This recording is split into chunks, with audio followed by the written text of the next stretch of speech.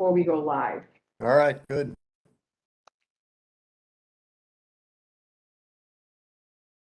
And we're live.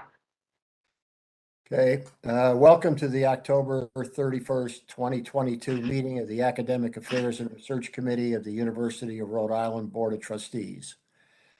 This meeting is being held in person with committee members participating remotely. This time I will conduct a roll call attendance to determine if a quorum is present. Please clearly respond present via WebEx or present in person when your name is called. Neil Kerwin, present via WebEx. Karina Edmonds. Present via WebEx. Charles Fogarty. Present by WebEx. Richard Humphrey.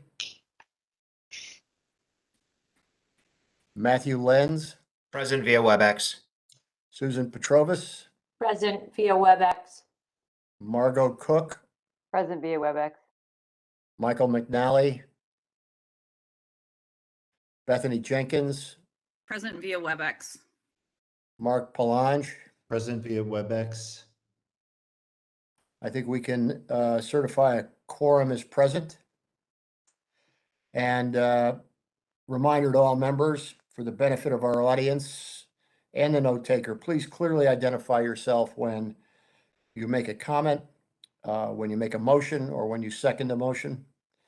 Participants using WebEx are required to keep their cameras on at all times. As remote members, and all persons present at the meeting location must be clearly audible and visible to each other. At this time, I would like to acknowledge that the University of Rhode Island occupies the traditional homeland of the Narragansett Nation and the Niantic people. Begin by asking if there are any proposed amendments to the published agenda. All right, hearing none, I'll now move to approval of the agenda.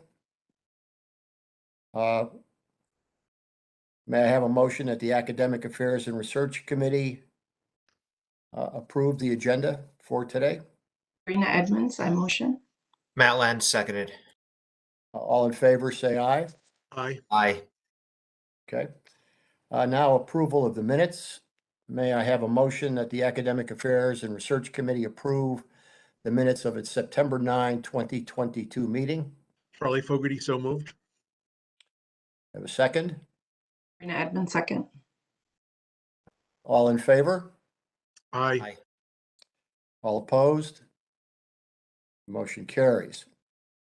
The next item on our agenda is a report of the university's chief academic officer. And before she begins, I would like to acknowledge that this is Laura's last meeting with the Academic Affairs and Research Committee. The minutes should show that the committee extends its gratitude for her excellent and dedicated work as acting provost. And I'll personally say that she has been a terrific colleague in matters ranging from the development of agenda to providing really excellent reports on matters really crucial to the jurisdiction of this committee. So, Laura, thank you again on behalf of everyone, and Godspeed on the next step. Thank you, Neil. I appreciate it. Neil's been a great person to work with. I appreciate his guidance and wisdom through this whole process. So thank you, Neil. Well, we don't need a motion on that. We're clear. Okay. Thank you very much, Laura. I didn't realize this was going to be your last committee meeting. I'm assuming we'll see you at the board meeting next week. Yes. All right, good. We don't have to say goodbye yet. Not yet, but soon. All right. Well, no, not yet, because you now have to report. So please. Go ahead. Okay. My report will be very short today because I feel like I just made one not too long ago at the end of September. Basically, it's going to point to reports to be delivered at the board meeting on Friday. On the agenda, you see there's an update on the fall enrollment report. Our census is October 15th, and Dean LaBeauty will be presenting that report to the full board on Friday. So I won't go into too many details here other than to say that We have 17,473 students at the university, of which 14,513 are undergraduates and 2,960 are graduate students. We are now balanced in-state and out-of-state students at 50% each. And then our gender breakdown is between males and females are 57% female. So I'll let Dean deliver that report on Friday with all the additional details that you'd want to ask him about that report. Short update on international programs. The reason why I'm putting this on the agenda is just because I just came back from Ghana for a week ago.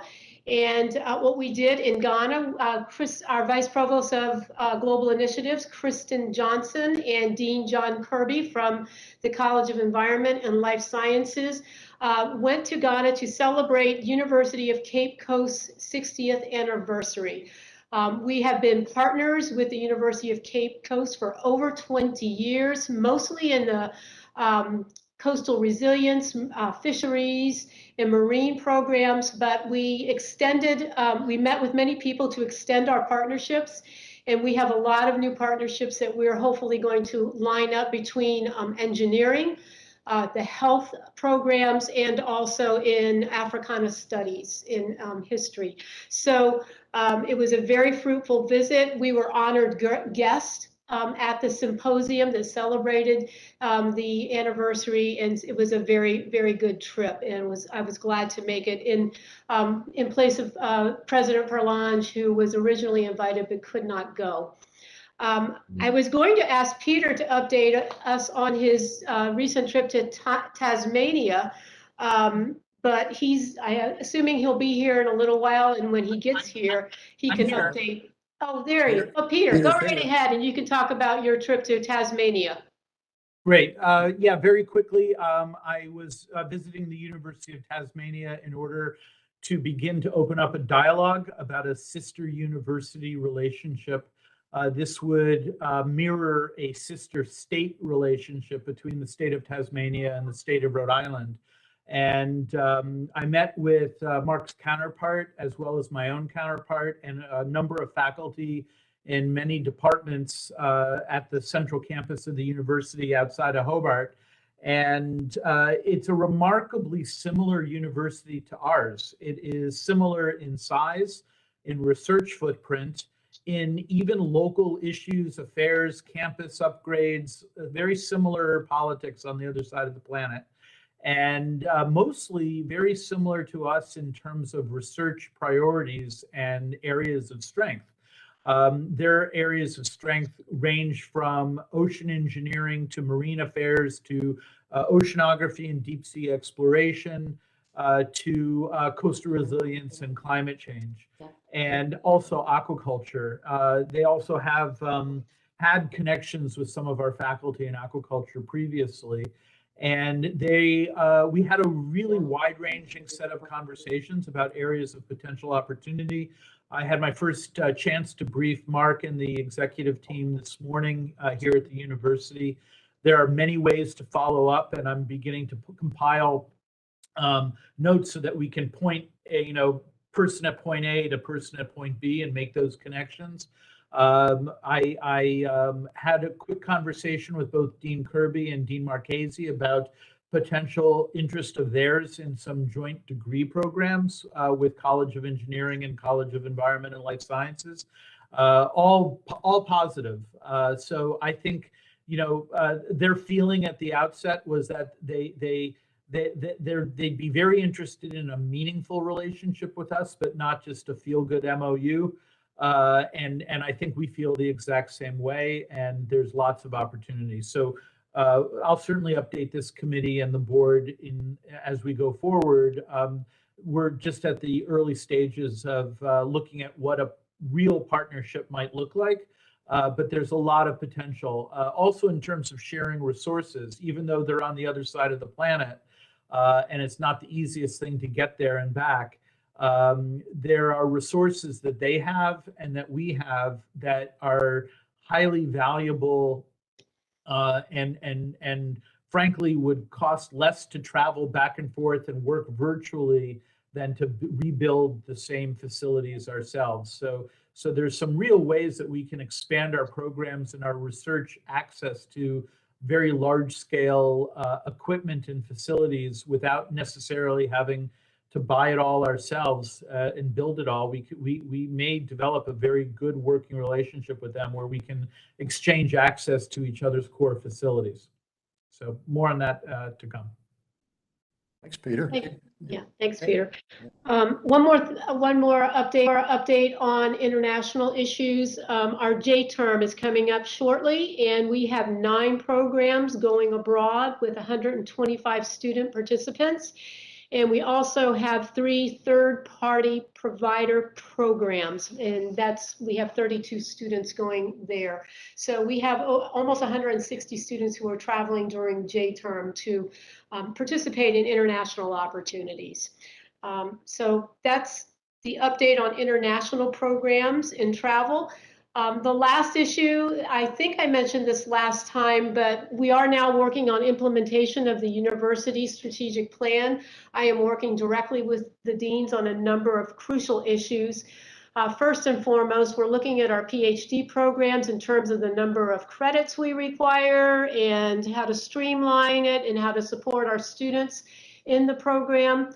We are also looking at streamlining curriculum and looking at what programs we need to develop going forward, particularly professional master's programs. And we're also looking at ways to engage in cross-disciplinary research and teaching. I'm in the middle of planning. I don't want to say too many details at this point because it's still being worked out, but we're in the middle of planning a pilot program in developing a cross-disciplinary initiative between the College of Arts and Sciences and GSO. So as I'm sure as these meetings go forward in the future, there'll be updates on where we are on strategic planning in the academic affairs division. So that's my report. Happy to take any questions you might have. Okay. Any questions for Laura or Peter? Neil, this is Karina. Just Yeah. quickly, did I hear correctly that we now have 57% female Yes. in the undergraduate level? Well, overall, yes. Well, as undergraduates, the percentage is even greater for the graduate students. For graduate students, it's 63% female. Is that a concern or? Well, it is a concern. It's a trend that's happening all over the country. Right now, we are thinking if this is possible to develop programs that might attract more young men to college. Those are certainly hard to figure out, but there is in development a sports management program. We already have a sports marketing program. But yes, it is of concern, Katrina. It's Karina, sorry.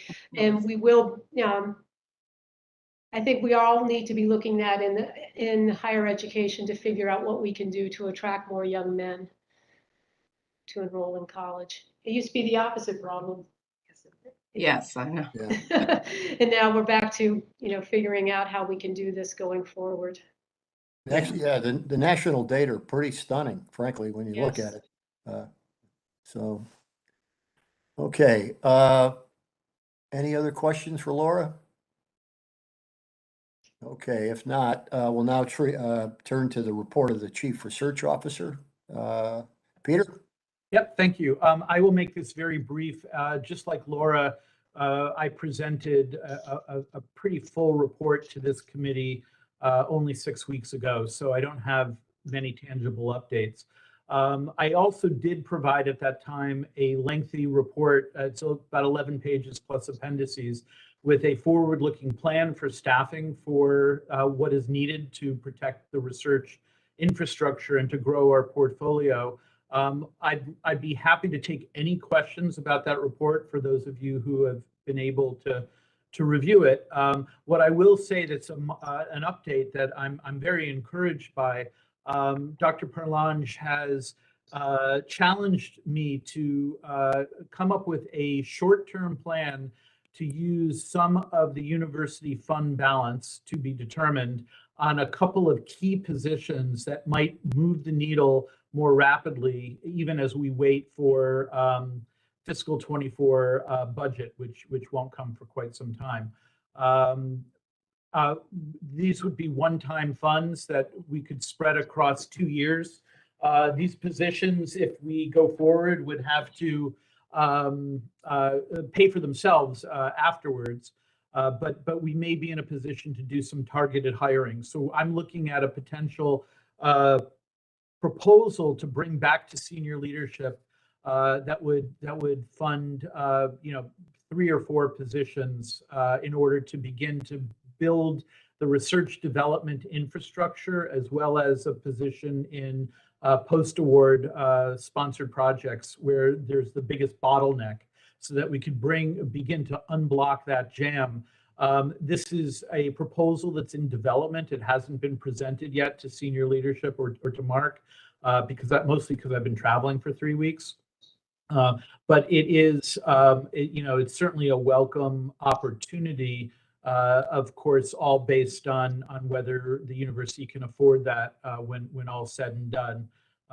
But so there is movement. I know that Mark, I'd say this even if you weren't on the call. He's incredibly supportive of what we need to do in research to build and to maintain our capabilities for the faculty. I know that this is a high priority for him. We know what we need to do. We have the ability. We just need the staffing, pure and simple. So we're going to be working on that interim proposal in the next couple of weeks.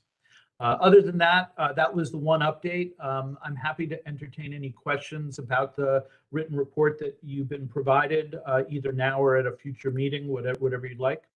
But I have no further updates on research because I just provided a full report 6 weeks ago. Okay, Peter, thank you. Questions for Peter? I'd only comment that, the deep interest in the research program is shared by this committee and the board, Peter. We'll consider in a few minutes some amendments to the charter of the research to the committee that are intended in part to signal that strong interest on the part of our committee, and other actions as well will follow. So I'm pleased to hear that you and Mark have reached a point where there's at least a possibility of addressing a portion of the staffing issues that you're facing. Yep. But I think you can expect, over the next year or more, real focused attention on the sponsored research program without failing proper attention to the research and art on the campus and professional work that may not be externally supported. Yeah, absolutely. And fund balance, the university's fund balance is a very precious and limited commodity, and we can't really support long-term the research mission on that. But it could give us a start. But the longer-term problems are really there, and I think Mark and his team really pressing our legislature to acknowledge and recognize that support is needed beyond what we currently have in order to build our research mission is vital. It's vital to this university. So I appreciate the opportunity to come up with a short-term, interim, partial fix, but we have to recognize what that is, and we really do need much greater support for the longer term. Okay, thank you, Peter. Other questions or comments? Okay, if not, we're going to move to the first action item, but it is on the review of awarding honorary degrees at the 2023 commencement. Before we entertain a motion, I want to turn to Mark and Laura to discuss process and what they can tell us about the candidates. Laura, do you want to begin or? Yes, I'll go first. Many of you know that the Honorary Degree Committee moved our work to complete these nominations earlier in the year. In the past, the nominations were coming to the January meeting, which was quite late for soliciting people after the board approved and ensuring that they would be here for commencement in May. So we redid our schedule, and we had all the nominations due early September, which made a huge difference. We were able to meet at the end of September. We solicited nominations every month, April, May, June, July, August. We sent out solicitations. I personally, and I know there were people on the Honorary Degree Committee who reached out personally to individuals, and we had quite a nice pool of nominees to select from. Over 20 nominees were put forward by the community and those external to the community, and it was a good cross-section of people from various walks of life. So we made our nominations, sent them to President Parlange in early October. He is recommending 5 of those candidates that we recommended. We recommended 6. He's recommending 5 to go forward. You will see those candidates that are in the library. Right now, they're confidential until the board approves it, until we can contact people. So the process was that the committee recommends to the president and the president recommends to you.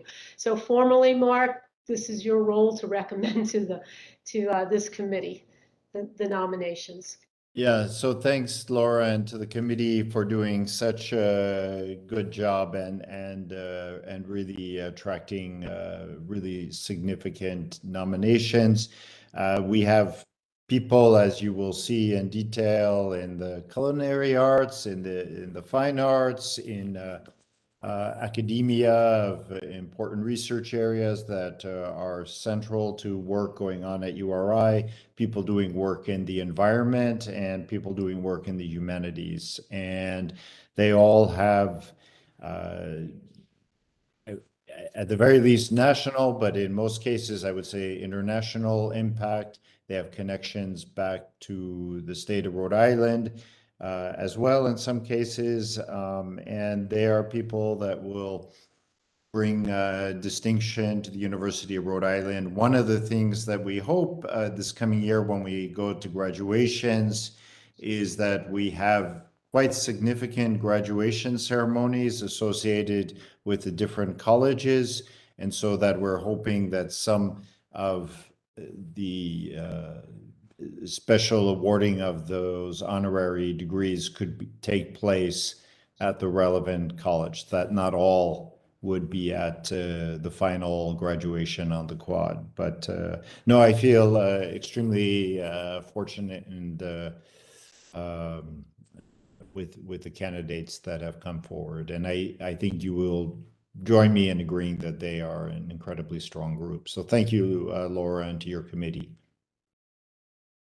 Well, thanks, Mark. Thanks, Laura. I think we all understand the need for confidentiality on the names with regard to our committee's deliberations, our public deliberations.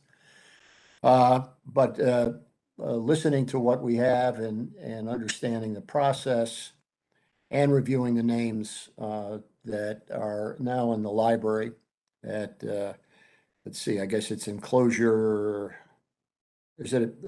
Well, it's in the library under the honorary degree title. I'd like to have a motion that the URI Board of Trustees approve the awarding of honorary degrees for commencement 2023 as recommended and presented. Charlie Fogarty, so moved. Sabrina Edmonds, second. Okay. All in favor? Aye. Yes. All opposed?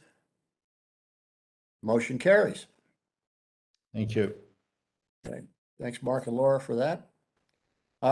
Now, our next order of business is to consider a motion to review amendments to the Academic Affairs Research and Research Committee's charter and to make a recommendation on our behalf to the full Board of Trustees. The origin of this I referred to earlier in my conversation with Peter, that it's apparent that the research program of the University of Rhode Island is critical to its mission, critical to its reputation. And we are proposing amendments, we believe friendly amendments, we believe elaborating amendments to our charter to underscore those parts of the research program that we'll be paying particular attention to as a full committee. The charter amendments were circulated earlier. They have been reviewed by the governance committee, which is appropriate given the fact that this is a critical governance document. And the amendments, among other things, put explicit acknowledgement of the committee's interest in non-sponsored research, professional activities, professional reports and the like, and art, as well as the sponsored research element that has been presented to the board and in a number of our meetings. I can't think of one where it hasn't been seriously considered. So the amendments, of which there are several, include a mention of the standard reporting process that would be made about sponsored activities as it relates to the content and goals of our strategic plan. There is mention of examining in a more granular way the performance of the schools and colleges and taking a look at the ability of our procedures and practices to encourage widespread activity in research by our faculties. We will develop and look at with obviously the leadership of the president, provost, and vice president, metrics that we believe properly inform the board of the progress that the university is making in the elements of the research program that are pertinent to the strategic plan. We make explicit mention of getting to know better the work of the URI Research Foundation and to understand better how that foundation's work will again contribute to the larger strategic plan of the university. We'll pay considerable attention to the issue that Peter has raised now in just about every one of our meetings as well, but in a more detailed and systematic way over the past two. And that is what I might call the sponsored research infrastructure of the campus. The personnel, the procedures, the support that the sponsor, that our administrative office, namely the vice president and the provost office, provide to support not just the application for award, but of course the implementation of the award and compliance with those grant and contract requirements. And finally, reminding us specifically that our job as an academic affairs and research committee is to ensure that when other committees of the board take up matters of interest to the research program, that we engage those committees and ensure our view on issues that they are deliberating on is understood clearly. I don't think much more needs to be said about the role that research plays in the life of a major university such as the University of Rhode Island. We're signaling with these amendments a special focus on the sponsored research work and not only the administrative support, but the way our policies communicate to faculty how they are valued and providing faculty with both incentive and ability to engage in the research that so many of them are interested in. So Any discussion of this, questions on it? Dr. Well, Cronin, yes. would it be possible for me to receive a copy of these amendments? I haven't seen them. Sure. Yeah, they're on, let's see, they're included, Peter, if I'm not mistaken, in, They're on the agenda. they're on the agenda, and I don't know if there's a specific Yeah, enclosure 4B. enclosure 4B, yep. Okay. Yep, I'll go in and look at it. Thank you. good. Again, questions, comment? All right, so if I can, I would like a motion to approve the aforementioned amendments to the charter of the Academic Affairs and Research Committee of the University of Rhode Island's Board of Trustees. Sabrina Edmonds, so moved. Matt Land, seconded. All in favor Aye. and all opposed? Thank you. I will report this unanimous approval to the Board of Trustees when we meet on Friday. I will add also that to ensure that these amendments to the charter and the topic of sponsored research gets proper attention, given the broad-ranging responsibilities of this committee across all aspects of the university's academic work.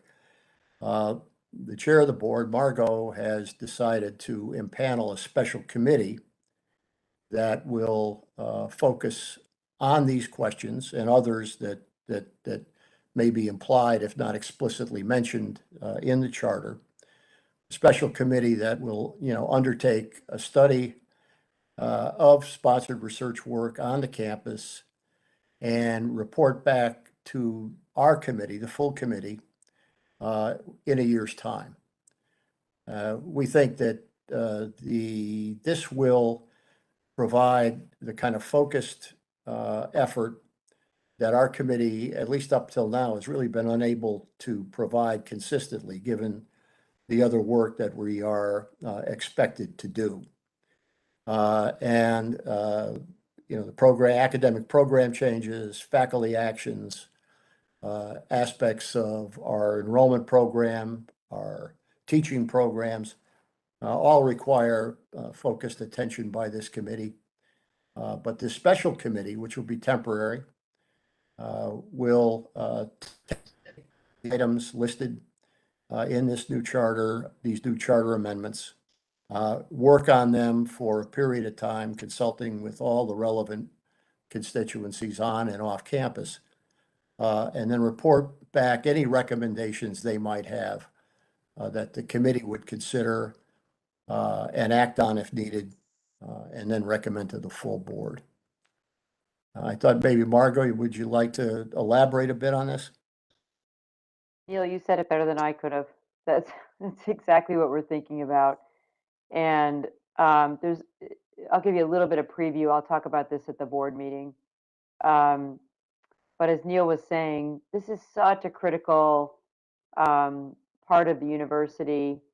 And what we're trying to get at with the new parts of the charter, and we spent a lot of time over the last, 4 or 5 months debating this out and trying to figure out how do we help Mark and the university really understand and draw attention to how important research is. You hear how Peter describes the approach and then the resources that are needed.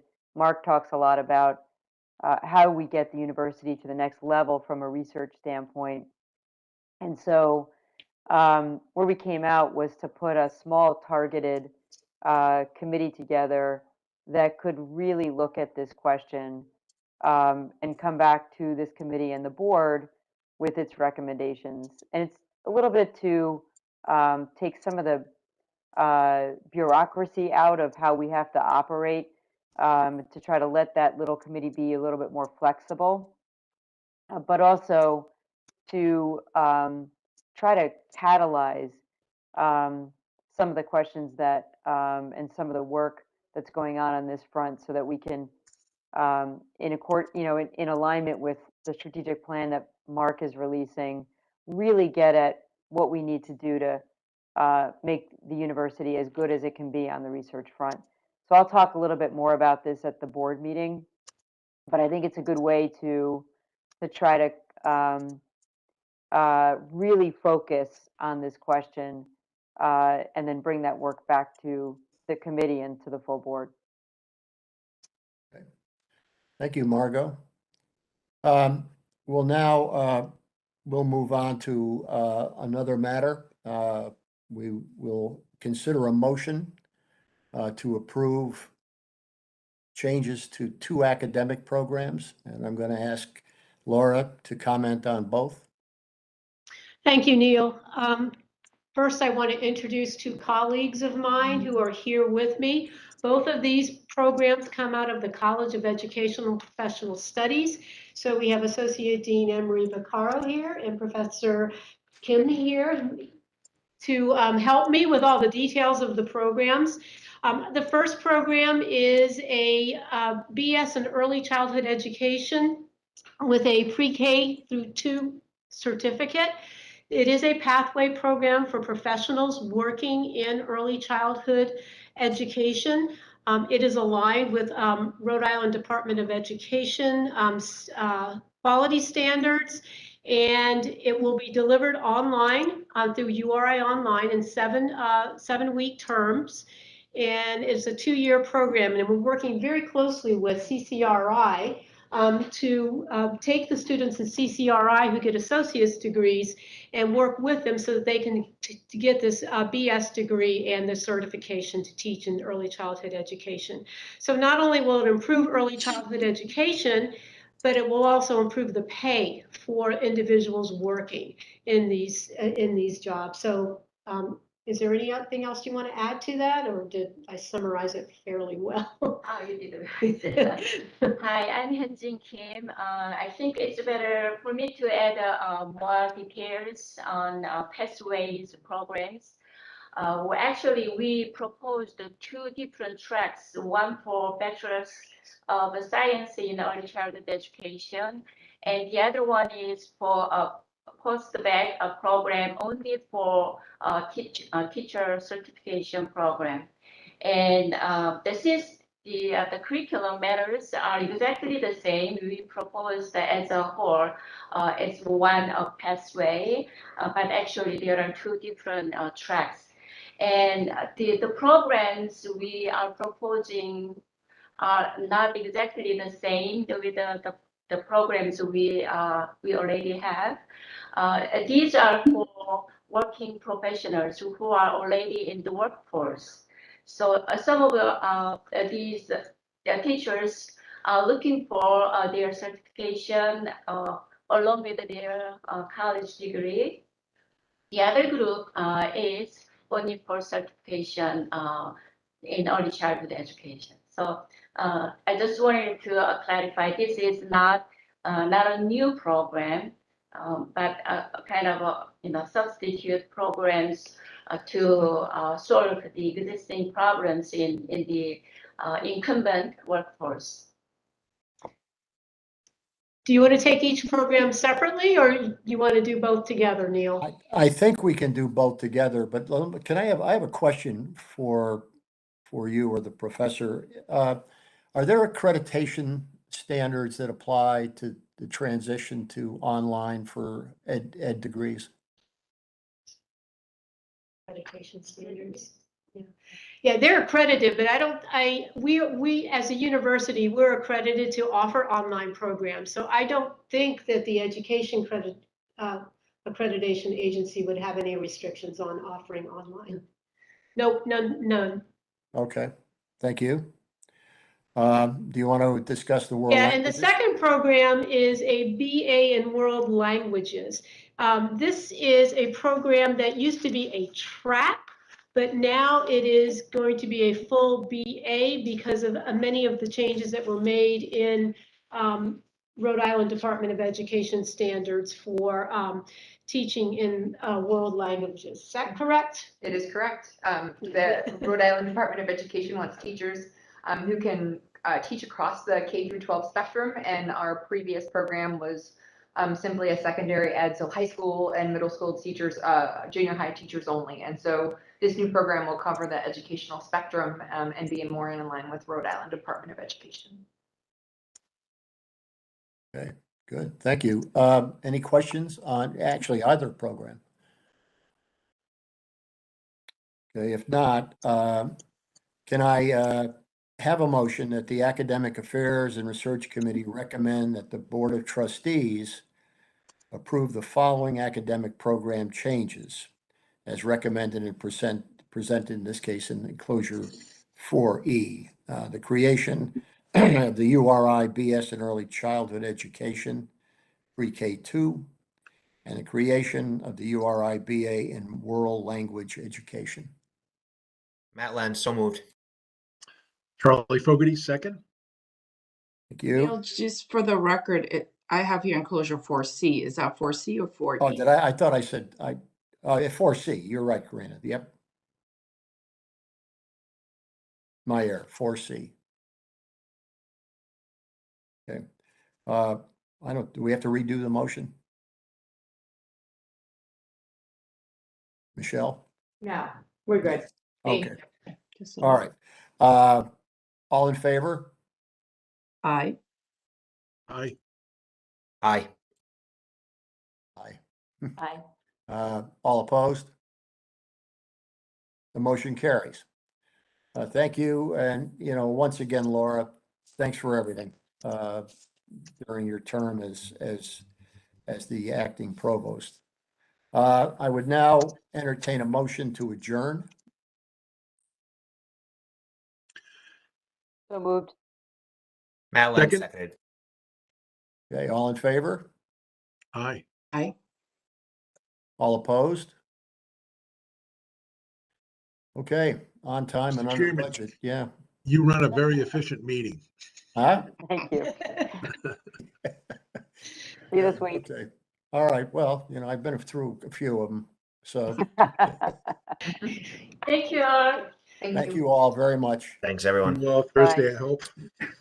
See you soon.